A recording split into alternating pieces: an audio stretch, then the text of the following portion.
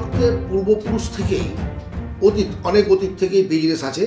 এটা আমরা বাংলা সাহিত্যের ইতিহাস পড়লে বুঝতে পারি। কারণ চাঁদ সওদাগর একজন বণিক সম্প্রদায়ের লোক ছিলেন, সেই সময়ে তিনি চুটিয়ে বিজনেস করেছেন। এখন এই যে বিজনেস মানসিকতা, এই বিজনেস মানসিকতা বাঙালিদের মধ্য থেকে হঠাৎ করে বন্ধ হয়ে গেল। তার কারণটা কি? হঠাৎ বন্ধ হয়নি। মানুষ বিজনেস মাইন্ড থেকে পিছিয়ে আসার মূল কারণটা হচ্ছে ব্রিটিশ সরকার যখন ভারতবর্ষে আসলো, বাঙালিরা কেরানিগিরি করতে ব্যস্ত হয়ে পড়লো। ফলে তাদের রক্তের যে নিজের স্বাধীন সত্তা নিয়ে বিজনেস করবো এই ভাবনাটা উড়ে গেল। কারো আন্ডারে থেকে আরামে কিছু টাকা ইনকাম করে একটা কমফোর্ট জোনের মধ্যে থেকে সংসারটা পরিচালনা করা হয়ে গেল তাদের মূল উদ্দেশ্য। তবে আমার বিশ্বাস যে বাঙালি আবার জগৎ সভায় শ্রেষ্ঠ আসন লবে, সেটা আমার বিশ্বাস। এই বিজনেস জগতে অল ওভার ওয়ার্ল্ডের শ্রেষ্ঠ স্থানে আবার বাঙালি পৌঁছাবে, এটা আমি বিশ্বাস করি। আর সেই কারণেই আমি বিজনেসের ওপরে অনেক ছোট ছোট গরিব ও মধ্যবিত্ত পরিবারদের জন্য একেবারে ছোট ছোট বিজনেস নিয়ে আপনাদের সামনে উপস্থিত হই। যে বিজনেসগুলো আপনারা জানেন না তা নয়, দুবেলা দেখতে পান, কিন্তু কখনো মস্তিষ্কে খেলে না যে এই বিজনেসটা করেও জীবনটাকে সুন্দরভাবে চালানো যায়। সেই কারণে ছোট বিজনেসগুলোকে নিয়ে আমি আপনাদের সঙ্গে আলোচনায় আসি। চাকরি হোক, চাকরি যে আপনারা করবেন না, চাকরি পেলে ছেড়ে দেবেন বা চাকরি ছেড়ে দিয়ে বিজনেস করবেন, এ কথা আমি কোনোদিন কাউকে বলিনি, আজও বলছি না। চাকরি হোক, চাকরির জন্য চেষ্টা করুন, বেশ ভালো কথা।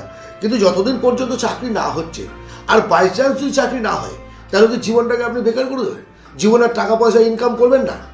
এই যে মস্তিষ্কের মধ্যে আমাদের ঢুকে আছে অন্যের আন্ডারে কাজ করে কিছু ইনকাম করব, এটাকে প্রথমে ডিলিট করতে হবে। ডিলিট করে আপনি বিজনেসের রাস্তায় নামুন। আমি বলছি আপনি বিজনেস করুন, তার সঙ্গে চেষ্টা করুন, আপনি চাকরির চেষ্টা করুন, চাকরি পেলে ভালো চলে যাবেন। কিন্তু ততদিন না হচ্ছে ততদিন পর্যন্ত চুটিয়ে বিজনেস করুন এবং ভালোভাবে নিজের মেরুদণ্ডটাকে সোজা করুন, আর্থিকভাবে স্বাবলম্বী হন। আর্থিকভাবে আজকে দুটো বিজনেস নিয়ে আপনাদের সঙ্গে আমি আলোচনা করব। প্রথমে বলে রাখি, যারা ধনীপুত্র, যাদের মধ্যে প্রচুর পয়সা আছে, ঘরের সেলামি দিয়ে বা প্রচুর টাকা দিয়ে একটা কোম্পানি, কারখানা, ইন্ডাস্ট্রিজ করতে পারবেন, তারা এই ভিডিওটা দেখবেন না, তাদের না দেখাই ভালো। তারা শুধু সময় নষ্ট করবেন, অযথা সময় নষ্ট না করে তারা অন্য কোনো ভিডিও দেখুন। আর যারা সত্যিকার চান যে আমার কাছে কোনো পুঁজি নেই, আমি একেবারে অল্প কিছু টাকা ইনভেস্ট করে বিজনেস করব এবং কিছু জীবনে করব, কিছু করে দাঁড়াবো, কোনো কাজকে যারা ছোটো ভাবেন না, তাদের জন্যই আজকের এই ভিডিও। প্রথম বিজনেস আইডিয়াটি হচ্ছে সান বা ধার দেওয়া। শব্দটা একটু শুনতে নতুন মনে হলেও বেবি হয়তো এলাকা ভিত্তিক এর একটা শব্দের অন্য কোনো উচ্চারণ মানে হতে পারে। পরিষ্কার বলি ব্যাপারটা, তাহলে বুঝতে পারবেন।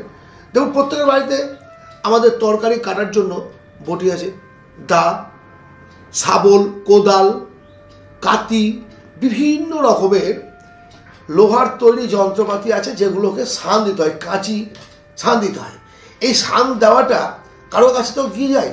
দিন দিন এই বিজনেস যারা করতো, যারা যে কামারশালায় এই বিজনেসগুলো হতো, প্রতিদিন কমে যাচ্ছে, ক্রমশ কমছে।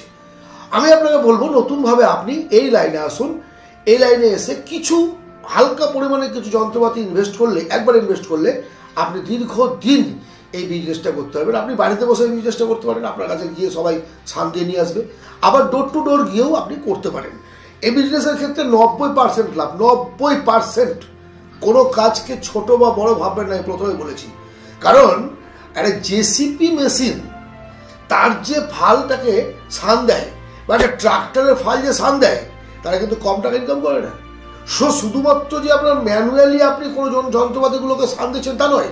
আর এই মেশিনের যুগেও বিভিন্ন যন্ত্রপাতিকেও অনেক বড় বড় ট্রাক্টর, জেসিপি যে লাঙলগুলো আছে, প্রত্যেকটাকে সান দেওয়ার প্রয়োজনীয়তা আছে এবং দিতে হয়। আপনি এই বিজনেসটি করতে পারেন, ভালো প্রফিটেবল বিজনেস।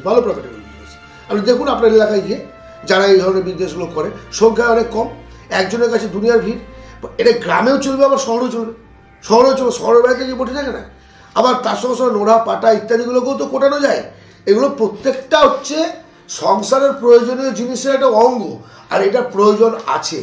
বাগান নেই, ছোটো একটু জায়গা আছে, ওই জায়গাটুকু কোদাল দিয়ে কুড়ছে, সেখানে ট্রাক্টর চলছে, কোদালের প্রয়োজনীয়তা আছে। গাছপালা ঝোড়া পরিষ্কার করা, দা, কাঠির প্রয়োজনীয়তা আছে। যাদের কিছুতে বাগান জমি, কিছুতে ছাদের ওপরে ফুলের টব লাগিয়েছে, ফুলের গাছ লাগাচ্ছে, শৌখিনতার চাষ, সেক্ষেত্রেও লাগবে যন্ত্রপাতিগুলো। সুতরাং এই বিজনেসটি আপনার চলবে, আপনি একবার ভেবে দেখতে পারেন। আজকের দ্বিতীয় বিজনেস হচ্ছে কাপড়ের বিজনেস। না, এই সেলামি দিয়ে রাস্তার ধারে প্রচুর টাকা ইনভেস্ট করে এই বিজনেসটা করতে হবে সেটাই বলছি না। বর্তমান সময়ে একটা নিশ্চয়ই লক্ষ্য করেছেন, মোটামুটি গত 5 বছর থেকে যে ডোর টু ডোর গ্যাসের ওভেন সারানো থেকে শুরু করে আপনার কুচিনা, ফিল্টার, সমস্ত কিছু আপনার বাড়িতে বাড়িতে এসে প্রোডাক্ট অ্যাড করে যাচ্ছে, প্রোডাক্ট সেল করে যাচ্ছে। ডোর টু ডোর সেল পদ্ধতি চালু হয়ে গেছে। আপনি এই কাপড়ের বিজনেসটিকে ডোর টু ডোর করুন। ডোর টু ডোর করলে কী হবে, আমার ইনভেস্ট কম লাগবে, 12 মাস এই বিজনেসটা চলবে। আপনার কোনো ঘর ভাড়া দিতে হবে না, নিজের বাড়িতে একটা স্টক পয়েন্ট করে আপনি প্রতিদিন গেলেন, যা সেল হলো হলো, না হলো না হলো। তাতে কিন্তু আপনার ভালো লাভ আছে, ভালো প্রফিট আছে। সিজনাল বিজনেস, আমার শীতের সময় একসময় শীত সময়, শীতের সময় আপনি কিছু শীতের পোশাক, বাচ্চাদের পোশাক, শুধু পোশাক ছাড়াও আপনার টিভি, ফ্রিজ, এসি ইত্যাদি যে কভারগুলো, শৌখিনতার কাপড়ের জিনিস, জানালার পর্দা, দরজার পর্দা, বিছানার চাদর, বিভিন্ন কিছু এর সঙ্গে অ্যাড করে বিজনেসটা করা যায় এবং অল্প পুঁজি নিয়ে ঘর ভাড়া না দিয়ে সুন্দরভাবে করা যায়। এই যে দুটো বিজনেসের কথা আমি বলছি, দুটো বিজনেসের ক্ষেত্রে আপনি মিনিমাম মাসে 30,000 টাকা ইনকাম করবেন। মিনিমাম 30-এর বেশি যদি নাও বলি, 15-20-30,000 টাকা ইনকাম করাটা কোনো ফ্যাক্টর না।